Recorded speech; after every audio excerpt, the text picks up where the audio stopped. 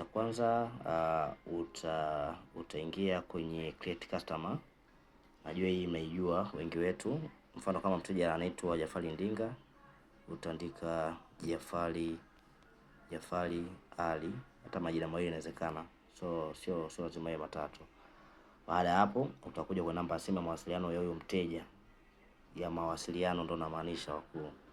Utajaza mfano 07 67 241 241. Baada ya hapo utajaza namba ya simu ya mtu wake wa karibu, mfano 07 mfano 821. Okay. Baada ya hapo utajaza email ya mteja husika, mfano anaitwa Jafari Ndinga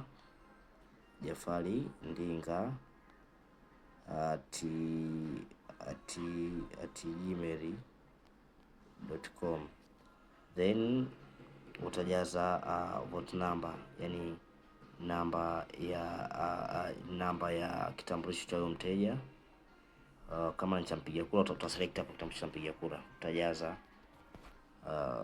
Najua hivi vingi mnavijua, mfano kama ni inaanza na 12867 hivi. Baada ya hapo uta next. Baada ya hapo utajaza namba ya simu ambayo utakayokaa kwenye kifaa. Uhakikishe namba ambayo unajaza kwenye kifaa ni namba ambayo mteja hataweza kuitumia kwa matumizi mengine. Mwambie kabisa kwamba hii line itakaa tu kwenye kifaa tu na itaondolewa huduma zote. Kwa hiyo kama inawezekana msajili line kabisa ambayo itakaa kwenye kifaa tu peke yake. Utajaza namba simu kama hivyo, then utaverify kama kawaida. Baada ya hapo uta next. Utakuja select on boarding type, utachagua FUA, usichague GSM hii ambayo umeizoea. Utachagua FUA. Baada ya FUA utaselect mteja anataka aina gani ya bando hii, kwa sababu hapo tunauza bando za unlimited za mwezi mzima. Kama anataka FUA special ni 10 Mbps, utachagua hii HH 10 Mbps HS. Kama anataka FUA zingine hapo utaangalia aina ya FUA ambayo unataka. Kwa utachagua hii FUA ambayo unaiona hapa 10 Mbps hiyo. Then utakuja hapa utachagua tena hapa matumizi ya mteja kwa mwezi. Je, anaweza kutumia zaidi ya milioni 25? Kama hamna utachagua hii 0 mpaka milioni 25. Baada hapo utachagua ya matumizi yake ni size ya kati au madogo. Kama size ya kati utagusa size ya kati. Baada hapo utachagua anaweza kuconnect watu wangapi kutokana na kifaa alichochukua. Kwa mfano kama kifaa ambacho atachukua hizi kama ni hizi ni vifaa vya pocket, unachagua hii 10. Kama sio pocket nzile router ambazo anaweza kuconnect watu wengi, utachagua namba 2 yake hiyo. Baada hapo utachagua mteja huyu ana hii huduma ya FUA yuko na hii ni kampuni au ni mtu binafsi. Kama mtu binafsi utachagua me here hapo. Baada hapo uta next. Baada hapo itakwambia andika jina la kampuni, utaandika jina la mteja, mfano Jafari Ndinga hivyo. Baada hapo itakwambia andika VRN, utaandika 00 mara 4. La business license utaandika 00 namba 4 kwa sababu hiyo sio kampuni. TIN number hiyo unayo, utajaza mfano kama ni 153 utajaza kama jinsi ninavyojaza hii sample hapa. Baada hapo uta next kuendelea. Baada ya hapo itakuwa utamuuliza mteja kama sanduku la barua. Kama ana utaandika 00 mara 4. Kama ana namba ya nyumba, kama atakuwa ana utaandika na penye 00 mara 4. Then utaandika location ambayo yupo mteja, street name, yani mtaa aliopo. Kama ni Malimbe utaandika Malimbe. Kama Malimbe utaandika Malimbe.